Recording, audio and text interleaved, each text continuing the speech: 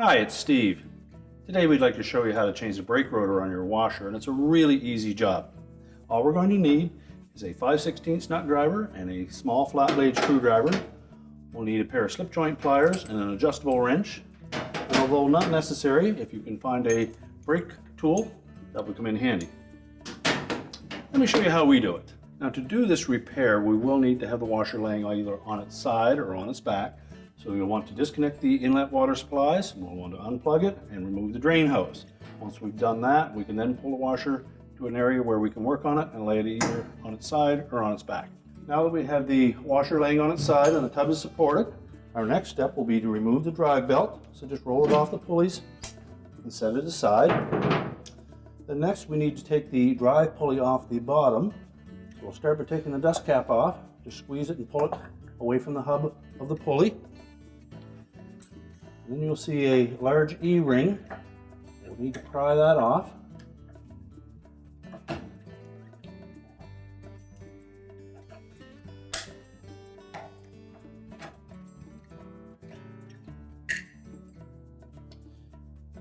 there'll be a large flat washer. Need to remove that. We want to take note of the disassembly process for this pulley because there are a series of washers and bearings in here that we'll need to make sure that we have them in the right order when we put them back.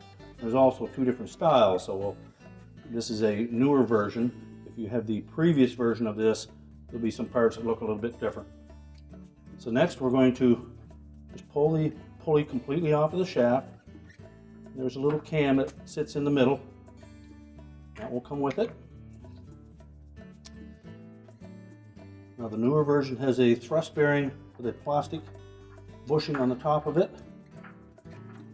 That comes off next. Now our next step will be to remove the brake drum from the bottom, and it's held in place with 6 5/16 hex head screws. And if you're lucky enough to have access to a brake removal tool, that job goes pretty easy.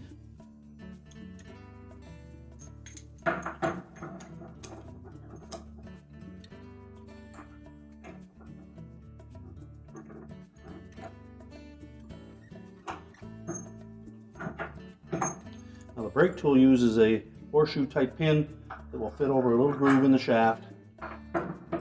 We push it on there far enough that that will line up. That will lock it onto the shaft. Then we'll just tighten that nut. That will compress the brake spring.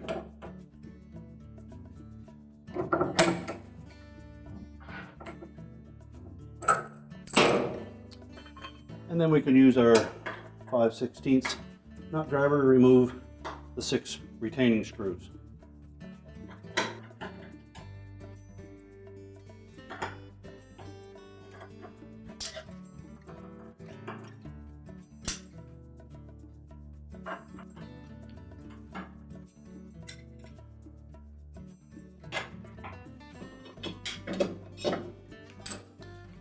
Now with all of the screws removed, we'll then lift that cover off.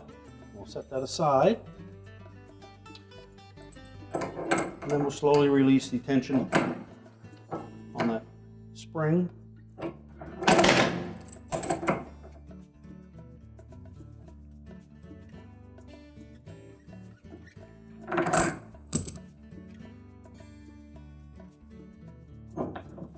Once the tension has been released, we can pull the pin out of that tool and slide it off, and then just pull the brake rotor off the spline of the transmission. That's the spring that we're compressing. At this point we can discard the old brake rotor.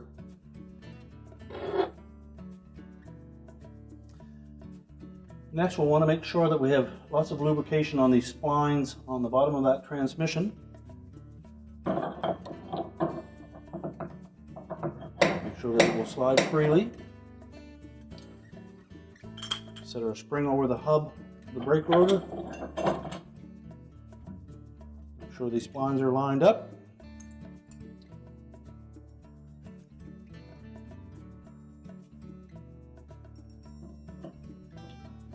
We'll fit the tool back onto the transmission shaft. And then we can tighten that up. Now, if you don't have this tool, your next step would be to take the brake drum, slide it on, line up 3 of the longer screws, and slowly start turning them in a few turns at a time until we've compressed it far enough that you can put the short screws back in.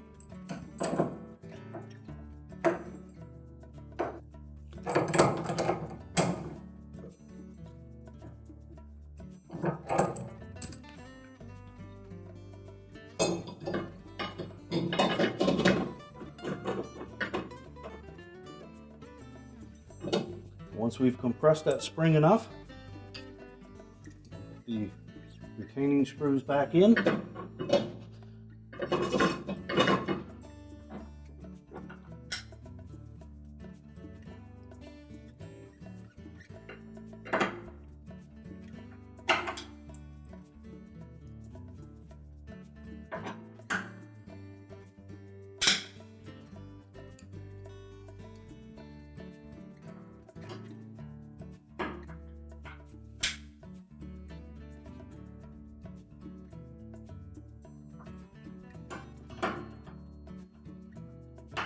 Now once we have all the screws threaded in, we can tighten them all securely.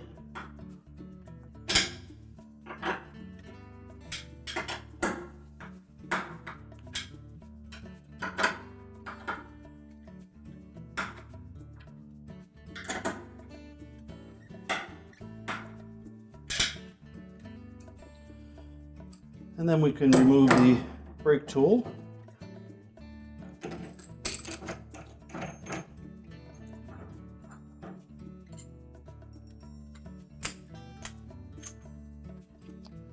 Now, if you don't have that brake tool, there is another method to remove that brake drum. We would simply remove 3 of these screws in a triangular shape and then replace them with a longer screw. These ones are about 1 inch long, so if you found a screw with the same thread, which is a number 8 screw and 24 threads to the inch, you found one about 2 inches long, put the longer screws in, remove the other 3 short ones, and then slowly remove the 3 longer ones. And that will allow you to pull that brake drum far enough back that the spring tension will have been released, and then you can lift it off of there. The screws are a number 10, 24 thread per inch screw. So we're going to put a longer one in each of these 3 holes.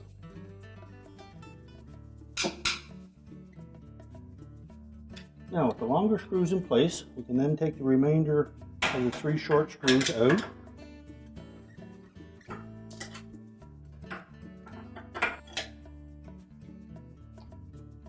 And then we'll loosen off the 3 long ones.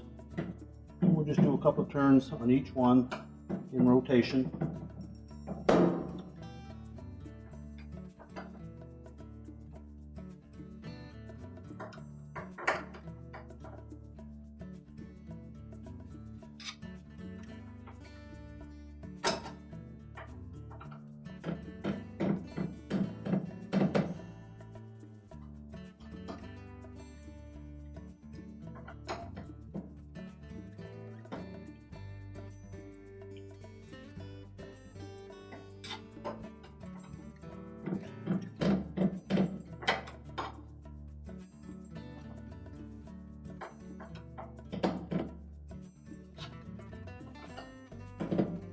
Now that we've removed the short screws, we'll start by releasing these longer ones just a few turns at a time.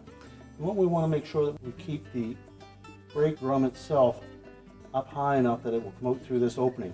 And sometimes that may mean leaning the washer on the opposite side, as there may be some inconsistencies in the tension of the hub springs.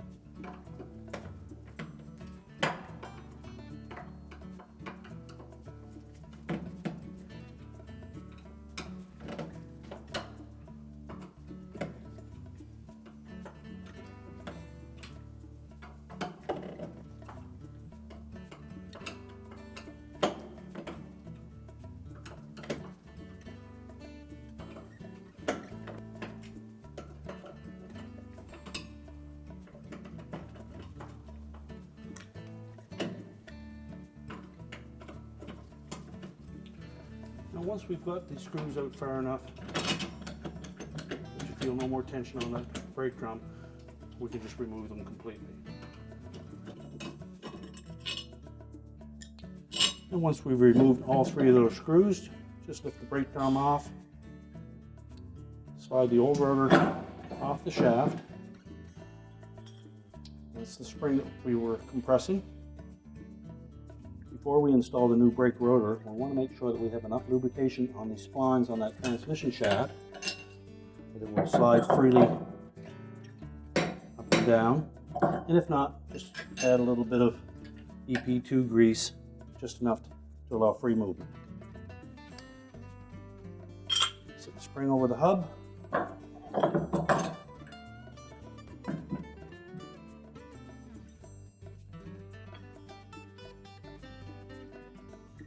And clean the inside of the brake drum, remove any brake dust that may be there. And once we've ensured that brake drum is clean and dry, we'll reposition it over the brake rotor.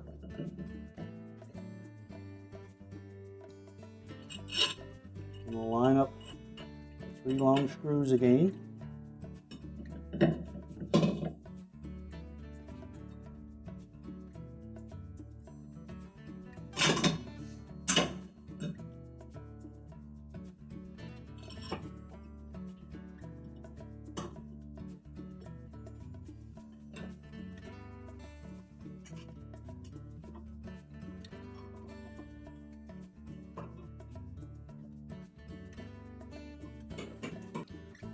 And we'll start by just getting some even tension on all 3 of the screws and try to keep the brake drum parallel with the rotor.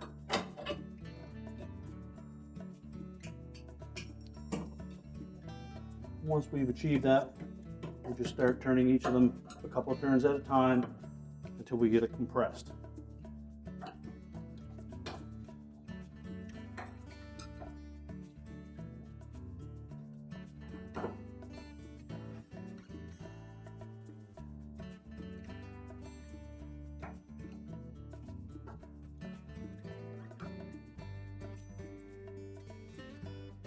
Now once we've tightened those long screws so that the brake drum is fully seated, we'll next put the short screws in the 3 empty spaces.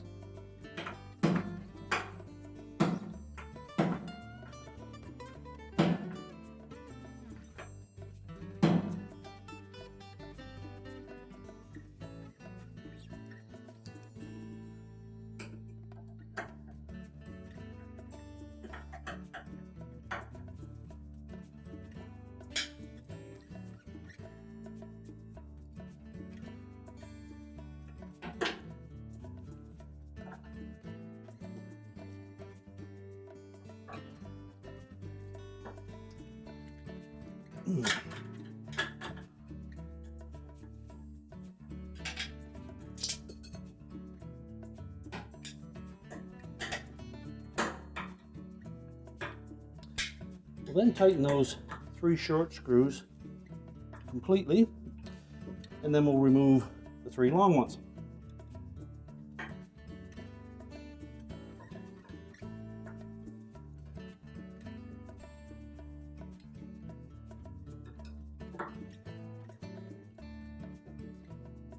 Now with all the long screws removed, we can then put the remaining short ones back in and make sure they're tightened securely.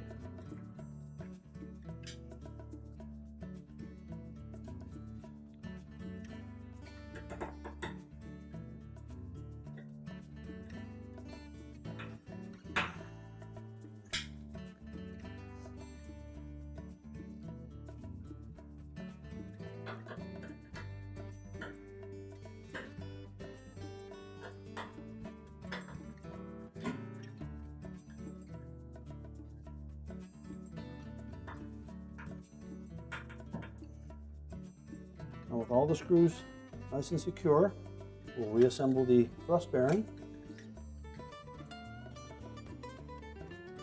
Place that into the opening in the rotor. Set the pulley on top of it. Insert the cam into the pulley, keeping this winged portion between these two stops in the large opening.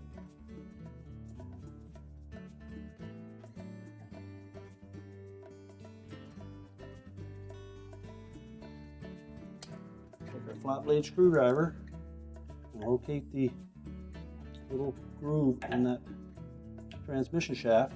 Just pry it out so that the shaft will drop down farther. Position the flat washer over the shaft. And again, we'll pull that shaft out, and we need to set that E-ring into that groove.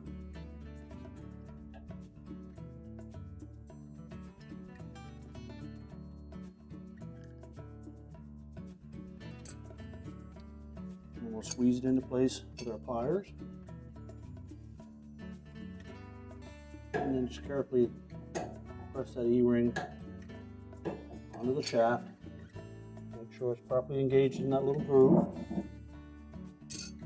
Then put our dust cap back on.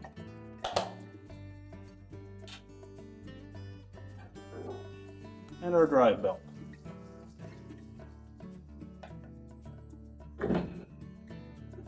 Fit it over both the pump and motor pulleys, and then rotate it onto the large drive pulley. Now that we have the washer back in place, we can reconnect the inlet fill hoses as well as the drain hose. We can plug it in, and our repair is complete.